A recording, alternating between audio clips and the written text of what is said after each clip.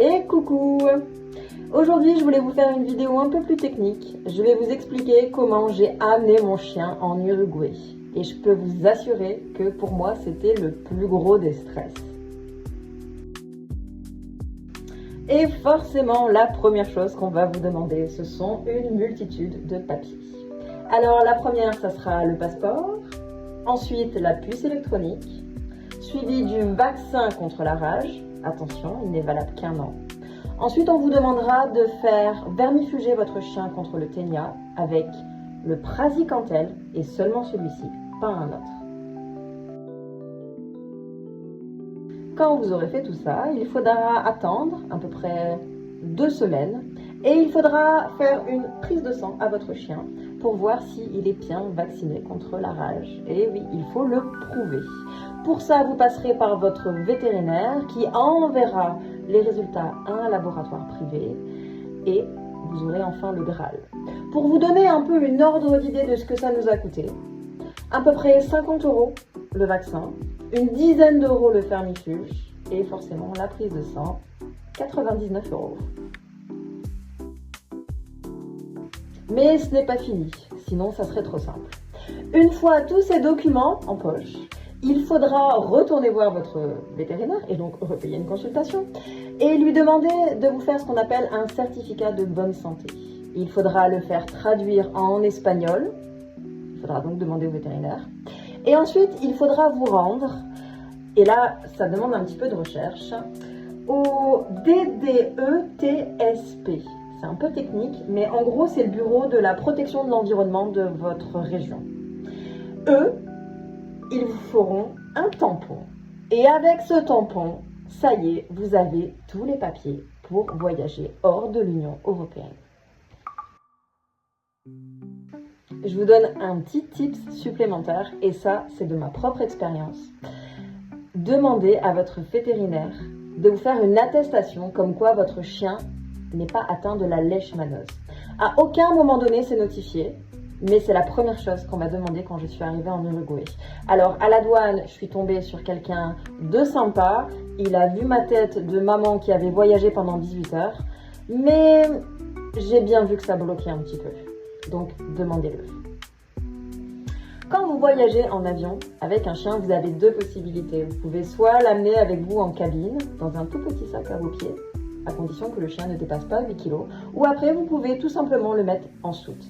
Moi, c'est le choix que j'ai choisi, parce que le voyage était extrêmement long et que ma chienne est du genre un peu stressée et qu'elle aboie beaucoup. Donc pour ça, on va vous demander d'acheter une caisse homologuée, et pas n'importe laquelle, faites hyper attention. Renseignez-vous surtout sur le site de la compagnie aérienne. Pour aller en Uruguay, la plupart du temps, on passe par Iberia. Iberia est très clair. Ce sont des caisses IATA. Il faut obligatoirement que le chien puisse se retourner et rester debout. Pour ma part, j'ai acheté 7 caisses. Elles mesurent 70 cm par 50 cm et par 50 cm. Et clairement, c'était largement suffisant. Je l'ai même trouvé énorme. Mais bon, au moins mon chien était très confortable et c'est largement passé à la douane. Dans la caisse, il faut obligatoirement prévoir une protection. On vous demande de mettre une serviette. Moi, j'ai quand même rajouté des pipi-pads parce que le voyage était très long.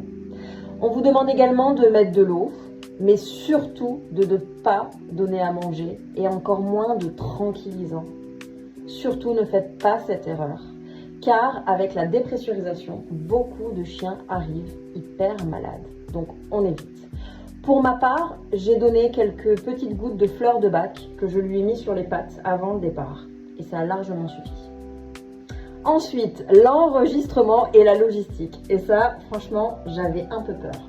J'étais toute seule avec ma fille de 6 ans et je suis partie avec 2 énormes valises et cette énorme cage. Donc je vous explique comment j'ai fait, c'était très simple. Déjà, je me suis fait déposer sur le parking de l'aéroport et la première chose que j'ai fait de suite, c'est d'aller chercher un caddie. J'ai mis mes 2 valises, ma cage par-dessus. Et bien entendu, je n'ai pas enfermé mon chien de suite. Non, non, non, j'ai attendu la dernière minute, la pauvre, pour l'enfermer. Une fois arrivé au comptoir, sachez que dans la plupart des aéroports, vous passez prioritaire. Pourquoi? Parce que c'est tellement long d'enregistrer un chien qu'ils préfèrent le faire en premier. Pour ma part, ça m'a pris 1 heure. 1 heure pour vérifier tous les documents, voir que la caisse était en bonne et due forme, faire tous les checks et enfin faire partir le chien. Et c'est là que je l'ai mis dans la cage. On lui a dit au revoir et ça nous a un petit peu fendu le cœur.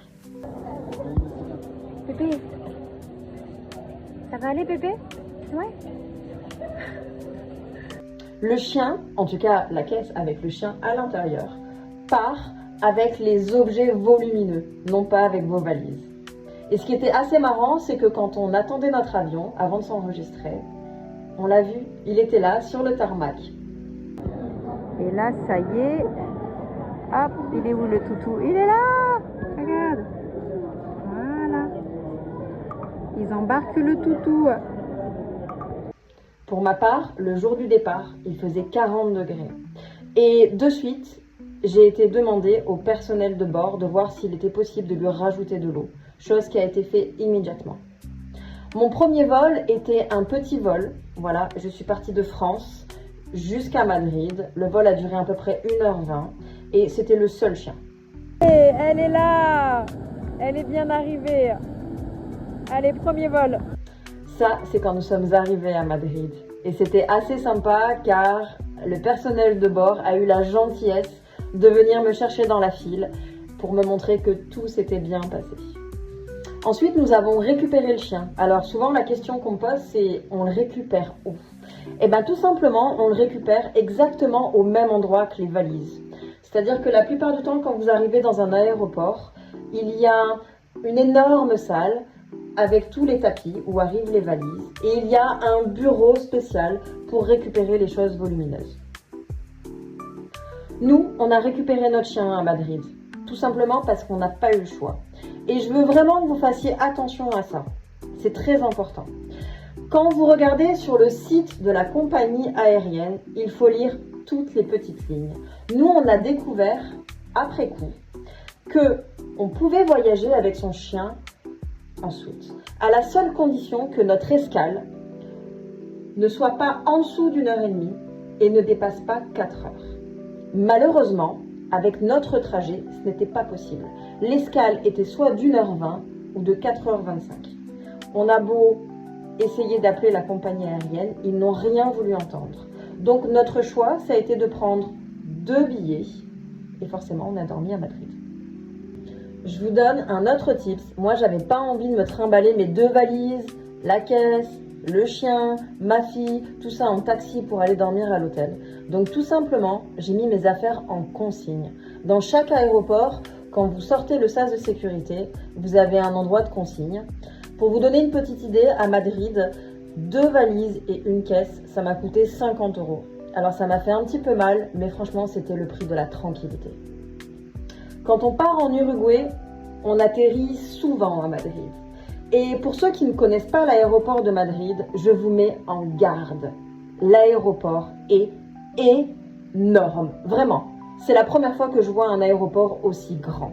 Il y a 4 terminals plus un 4S, donc en fait ça fait 5. Il faut faire hyper attention à bien s'organiser, sinon vous pouvez perdre un temps fou. Quand on est arrivé à l'aéroport de Madrid, mauvaise surprise, on n'était plus prioritaire avec le chien. On a attendu plus d'1 heure pour s'enregistrer et en plus on s'est fait un peu rouspéter parce que il ne restait plus beaucoup de temps. Donc encore une fois, retenez bien ça, arrivez très tôt à l'aéroport de Madrid. Sinon ça s'est passé exactement de la même façon qu'en France. On a tout checké, on a vérifié ses papiers, on a demandé à mettre le chien dans la caisse, on lui a dit au revoir et le chien a été amené encore une fois au bureau des choses volumineuses. Alors comment j'ai récupéré mon chien après ce long vol? Parce que pour rappel, Madrid-Montevideo, c'est 13 heures d'avion. Alors partez du principe que lui, il part à peu près 1 heure avant vous pour l'organisation et que vous le récupérez bien une demi-heure après, une fois que vous avez atterri. Donc c'était très très long pour elle. Contre toute attente, elle allait très bien. Elle n'a même pas fait pipi dans sa cage. Elle était très excitée de sortir. Je pense qu'elle en avait vraiment ras-le-bol. Mais vraiment, j'ai été très surprise de voir qu'elle était OK. Je m'attendais à la voir déshydratée. J'ai même eu un petit stress de me dire que j'allais la retrouver évanouie, tellement elle était stressée. Mais en fait non, ça s'est très bien passé. Et arrivée à la maison, c'est comme si rien ne s'était passé.